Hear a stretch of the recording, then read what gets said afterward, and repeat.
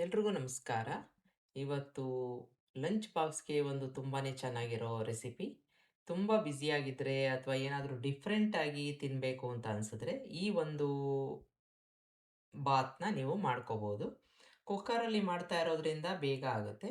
ಮೊದಲನೇದಾಗಿ ಒಂದು ಪ್ಯಾನ್‌ಗೆ 1 ಸ್ಪೂನಷ್ಟು ಎಣ್ಣೆನ ಹಾಕ್ಕೊಂಡು, 1 ಲವಂಗ, 1 ಏಲಕ್ಕಿ, ಒಂದು 3 ಟೊಮೆಟೊ ತೊಗೊಂಡಿದ್ದೀನಿ. ಹುಳಿ ಇಲ್ಲದೇ ಇರೋವಂಥದ್ದು ತೊಗೊಂಡಿದ್ದೀನಿ. ನಿಮಗೆ ಹುಳಿ ಬೇಕು ಅಂತಂದರೆ ಒಂದು ಅದು ಇದು ಮಿಕ್ಸ್ ಮಾಡ್ಕೋಬೋದು. ಚೆನ್ನಾಗಿ ಡ್ರೈ ರೋಸ್ಟ್ ಮಾಡ್ಕೋತಾ ಇದ್ದೀನಿ. 2 ಬ್ಯಾಡಗಿ ಮೆಣಸಿನಕಾಯಿ ಹಾಕ್ಕೊಂಡು ಡ್ರೈ ಆಗಬೇಕು ಈ ರೀತಿಯಾಗಿ. ನೀರಿನಂಶ ಎಲ್ಲ ಹೊರ್ಟೋಗಿದೆ.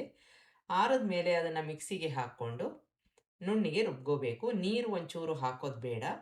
ಈಗ ಕುಕ್ಕರ್‌ಗೆ ಎಣ್ಣೆ ಹಾಕ್ಕೊಂಡಿದ್ದೀನಿ. ಎಣ್ಣೆ ಕಾದಿದೆ. ಜೀರಿಗೆ ಹಾಕ್ಕೊಂಡು ದಾಲ್ಚಿನ್ನಿ ಹಾಕ್ಕೋತಾ ಇದ್ದೀನಿ. ಚೆನ್ನಾಗಿ ಬಾಡಿಸ್ಕೊಂಬಿಡೋಣ. ಈಗ ಇದಕ್ಕೆ ಬೆಳ್ಳುಳ್ಳಿ, ಶುಂಠಿ, ಈರುಳ್ಳಿನ ಹಾಕ್ಕೊಂಡು ಹಸಿ ವಾಸನೆ ಹೋಗೋ ತನಕ ಚೆನ್ನಾಗಿ ಬಾಡಿಸ್ಕೋಬೇಕು. ನಾವಿಲ್ಲಿ ರುಬ್ಕೊಂಡಿದ್ವಲ್ಲ, ಆ ಒಂದು ಪದಾರ್ಥ ಹಾಕ್ಕೊಳ್ಳೋಕೆ ಮುಂಚೆ ನಿಮಗೆ ಯಾವುದಾದ್ರೂ ತರಕಾರಿ ಇಷ್ಟ ಇದ್ದಲ್ಲಿ ಅದನ್ನು ಹಾಕ್ಕೋಬೋದು. ಬೀನ್ಸ್‌ನ ಹಾಕ್ಕೊಂಡಿದ್ದೀನಿ.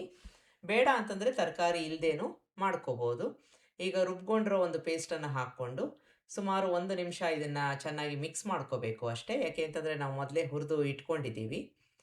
ಈಗ ಇದಕ್ಕೆ ಅರಿಶಿನ, ಧನಿಯಾ ಪೌಡರ್‌ನ ಹಾಕ್ಕೋಬೇಕು. ಚೆನ್ನಾಗಿ ಮಿಕ್ಸ್ ಮಾಡ್ಕೊಂಡಿದ್ದೀನಿ. ಈಗ ಸ್ವಲ್ಪ ಗಟ್ಟಿಯಾಗಿದೆ ಅಂತ ಆದರೆ ನೀರನ್ನು ನೋಡ್ಕೊಂಡು ಹಾಕ್ಕೋಬೇಕು. ಇಲ್ಲಿ ನಾನು ನೆನೆಸಿರೋ ಬಾದಾಮಿ ಒಂದು 3, ಗೋಡಂಬಿ ಒಂದು 3, ಸ್ವಲ್ಪ ಮಾತ್ರದಲ್ಲಿ ಕಾಯನ್ನು ಹಾಕ್ಕೊಂಡು ನುಣ್ಣಗೆ ರುಬ್ಕೋತಾ ಇದ್ದೀನಿ.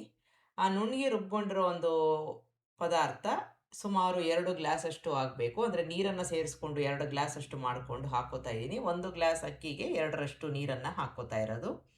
ಅದರ ಬದಲಾಗಿ ನಾನಿಲ್ಲಿ ಕಾಯನ್ನು ರುಬ್ಕೊಂಡು ಹಾಕ್ಕೊಂಡಿದ್ದೀನಿ. ರುಚಿಗೆ ತಕ್ಕಷ್ಟು ಉಪ್ಪನ್ನು ಹಾಕ್ಕೊಂಡು ಚೆನ್ನಾಗಿ ಮಿಕ್ಸ್ ಮಾಡ್ಕೊಳ್ಳೋಣ. ಸ್ವಲ್ಪ ಪುದೀನ ಹಾಕ್ಕೋತಾ ಇದ್ದೀನಿ. ಕುದಿಯೋಕ್ಕೆ ಬಂದಿದೆ. ಊಟದ ಅಕ್ಕಿನ ಚೆನ್ನಾಗಿ ತೊಳ್ಕೊಂಡು ಹಾಕ್ಕೊಂಡಿದ್ದೀನಿ. ನೆನೆಸಿಲ್ಲ. ಈಗ ಎಲ್ಲವನ್ನು ಚೆನ್ನಾಗಿ ಮಿಕ್ಸ್ ಮಾಡಿಕೊಂಡು ಕೊನೆಯದಾಗಿ ಗರಂ ಮಸಾಲ ಹಾಕ್ಕೊಂಡು ಕುದಿ ಬಂದಮೇಲೆ ಮುಚ್ಚಿ 2 ವಿಷಲ್ಲು ಮೀಡಿಯಮ್ ಉರಿನಲ್ಲಿ ಕೂಗಿಸ್ಕೋಬೇಕು. ರುಚಿ ತುಂಬಾ ಚೆನ್ನಾಗಿರುತ್ತೆ. ಈಗ ಸ್ಟೀಮ್ ತಂತಾನೆ ಇಳಿದಿದೆ. ಚೆನ್ನಾಗಿ ಮಿಕ್ಸ್ ಮಾಡಿಕೊಂಡು ಸರ್ವ್ ಮಾಡ್ಬೋದು. ತುಂಬಾ ಅದ್ಭುತ ರುಚಿಯಾಗಿರೋ ಅಂಥ ಒಂದು ಬಾತು ರೆಡಿ ಆಯಿತು. ಇದ್ರ ಜೊತೆಗೆ ಒಂದು ರಾಯ್ತ ಸರ್ವ್ ಮಾಡಿದ್ರೆ ತುಂಬಾ ಚೆನ್ನಾಗಿರುತ್ತೆ. ಒಂದು ಸಲ ಮಾಡಿ ನೋಡಿ. ನಿಮಗೆ ರೆಸಿಪಿ ಇಷ್ಟ ಆದಲ್ಲಿ ಲೈಕ್ ಮಾಡಿ, ಶೇರ್ ಮಾಡಿ, ಕಮೆಂಟ್ ಮಾಡಿ. ನಮಸ್ಕಾರ.